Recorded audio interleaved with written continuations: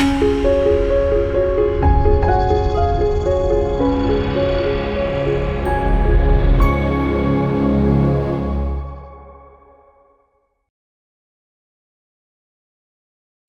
మాత్రం. నేను మీ journalist Navata. Welcome to our voice. NEET అభ్యర్థుల ఆందోళనతో ప్రారంభమైన ఈ ఉద్యమం క్రమంగా కొందరు సోషల్ మీడియా ఇన్ఫ్లుయెన్సర్లకు గొప్ప అవకాశంగా మారింది.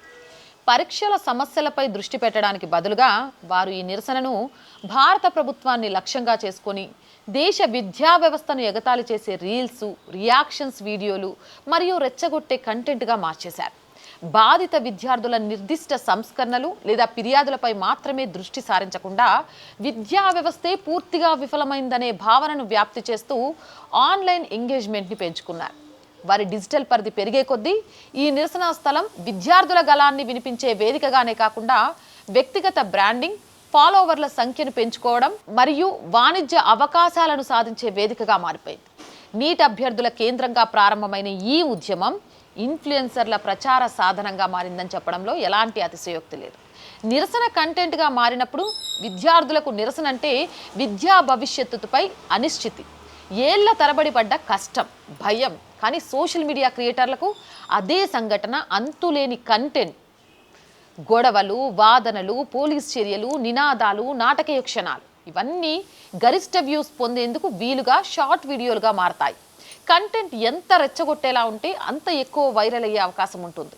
దీనివల్ల నీట్ అభ్యర్థుల నిజమైన డిమాండ్ల నుంచి దృష్టి పక్కకు మళ్ళీ ఆ సంఘటనలని షూట్ చేసి క్రియేటర్లపైకి పోయే ప్రమాదం కూడా ఉంది. అభినవ్ బిస్త్ మరియు ఆయనకున్న ఫాలోవర్స్ ప్రవాహం ఎలా పెరిగింది నీట్ విద్యార్థుల వల్ల అనేది ఒక్క ఉదాహరణ ద్వారా మీకు మిగిలిన విషయాలు కూడా అర్థమైపోతాయి. వైరల్ నిరసన సమయంలో ఒక ఇన్ఫ్లుయెన్సర్గా గుర్తింపు ఏ స్థాయిలో మారుతుందో social media creator Abhinav Bisht ఉదాహరణ స్పష్టం చేస్తోంది.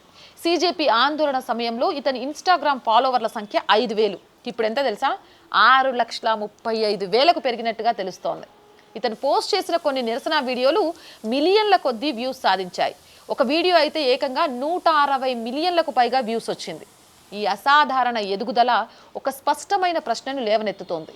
విద్యార్థుల ఆందోళన ఆధారంగా ఒక వ్యక్తి లక్షలాది మంది ఫాలోవర్లను, విపరీతమైన పబ్లిసిటీని సాధించినప్పుడు అందులో విద్యార్థులకు జరిగే మేలు ఎంత? ఆ క్రియేటర్స్ తన సొంత డిజిటల్ బ్రాండ్ని నిర్మించుకోవడానికి ఉపయోగపడింది ఎంత? మిలియన్ల కొద్దీ వ్యూస్ ఉన్నాయి, కానీ ఇక్కడ విద్యార్థులు ఎక్కడా? ఇందులోని ప్రధాన విచిత్రం అదే. నీటి విద్యార్థుల కోసం జరుగుతుందని చెప్పే ఆందోళన చివరికి విద్యార్థుల కంటే ఇన్ఫ్లుయెన్సర్స్ని ఎక్కువ ఫాలోవర్స్ని పాపులర్ చేసేస్తోంది. నెటిజన్లకు వైరల్ అయిన ముఖాలు, జోకులు, గొడవలు, రీల్స్ గుర్తుంటాయి, కానీ విద్యార్థుల నిజమైన డిమాండ్ల గురించి ఏమీ తెలియదు. విద్యార్థులు అసలు ఏం డిమాండ్ చేస్తున్నారు, వారు కోరుకున్న సంస్కరణలేంటి, వారు ఎదుర్కొంటున్న సమస్యలేంటి, ఈ ప్రశ్నలకు సీరియస్ చర్చ అవసరం. కానీ తీవ్రమైన చర్చల కంటే సంచలనాత్మక కంటెంట్కి అల్గారిథమ్స్ ప్రాధాన్యత ఇస్తాయి. లక్ష్యం కంటే ప్రచారం చేసే వ్యక్తే ముఖ్యమైనప్పుడు అసలు పోరాట ఉద్దేశమే ప్రశ్నించబడుతోంది. అవునా కాదా? ఒక లక్ష్యానికి మద్దతుగా సోషల్ మీడియాని వాడడానికి, తన స్వప్రయోజనాల కోసం ఒక లక్ష్యాన్ని వాడుకోవడానికి మధ్య చాలా వ్యత్యాసం ఉంది. నిజమైన పోరాటంలో వ్యక్తి ప్రాధాన్యత కంటే వారు లేవనెత్తే సమస్యే ముఖ్యాంశంగా ఉండాలి. కానీ రీల్స్ అన్ని ఇన్ఫ్లుయెన్సర్ వ్యక్తిత్వం, వారి రియాక్షన్లు, వారి గొడవల చుట్టూ తిరుగుతున్నప్పుడు అది వ్యక్తిగత ప్రచారంగా మారుతుంది. ఇక్కడ పోరాటం అనేది కేవలం ఒక బ్యాక్ డ్రాప్ మాత్రమే అవుతుంది. సోషల్ మీడియా ద్వారా నేడు వ్యక్తిగత కెరియర్లను నిర్మించుకోవడం సులభం అవుతుంది. నిరసన వ్యాపారంగా మారుతున్న ఈ కాలంలో ఒక ఉద్యమం నుండి ఎంతమంది ఫాలోవర్లను, వ్యూస్ని సాధించమనేది కొలమానంగా మారుతుంది. అసలు లబ్ధి పొందుతుంది ఎవరు?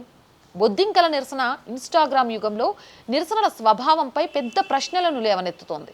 విద్యార్థులు తమ సమస్యలకు పరిష్కారం దొరుకుతుందని ఆశించి ఆందోళనకు వచ్చి ఉండొచ్చు, కానీ ఇన్ఫ్లుయెన్సర్లు మాత్రం భారీగా ఫాలోవర్లను, పబ్లిసిటీని మూటగట్టుకొని బయటకు వచ్చారు. నిరసన కంటెంట్గా మారగా దానివల్ల వచ్చిన డిజిటల్ ప్రయోజనం మాత్రం ఆ క్రియేటర్లకే సొంతమైంది. ఫైనల్గా నేను చెప్పాలనుకుంది ఏంటి అంటే, విద్యార్థి ఉద్యమాలను బాధ్యతతో చూడాలి. ఎందుకంటే ప్రవేశ పరీక్షల వివాదాల వెనుక తమ భవిష్యత్తు కోసం ఏళ్ల తరబడి కష్టపడే యువత జీవితాలుంటాయి. వారి ఆందోళనలు కేవలం రీల్స్కి కంటెంట్గా మిగిలిపోకూడదు. సోషల్ మీడియా వారి గొంతుకును వినిపించడానికి సహాయపడాలి తప్ప పోరాటం, ఫాలోవర్లు, లైకులు, వ్యక్తిగత పబ్లిసిటీ చుట్టూ తిరగకూడదు. అవునంటారా కాదంటారా? మీ అభిప్రాయం ఏంటి? కామెంట్ చేయండి. అండ్ మోర్ వీడియోస్ కోసం our group of channels, our voice, our political, our Sanskriti ఛానల్స్ని వెంటనే సబ్స్క్రైబ్ చేయండి. కంటెంట్ బాగుంది అనిపిస్తే లైక్ చేయండి, షేర్ చేయండి. ఆర్థికంగా ఆర్ వాయిస్కి చేతగా నిలవండి. ఆర్థికంగా సపోర్ట్ చేయాలి అంటే సబ్స్క్రిప్షన్ పక్కనే జాయిన్ అనే బటన్ ఉంది. 1 to 5 లెవెల్స్ ఉన్నాయి. ఏదో ఒక లెవెల్లో సపోర్ట్ చేయండి. లేదా స్క్రీన్ మీద గూగుల్ పే, ఫోన్పేతో పాటు అకౌంట్ డీటెయిల్స్ ఉన్నాయి. మీకు తోచిన సహాయాన్ని అందించండి. వ్యాపార ప్రకటనల కోసం 8328500576 నెంబర్ని సంప్రదించండి. జై హింద్, జై భారత్.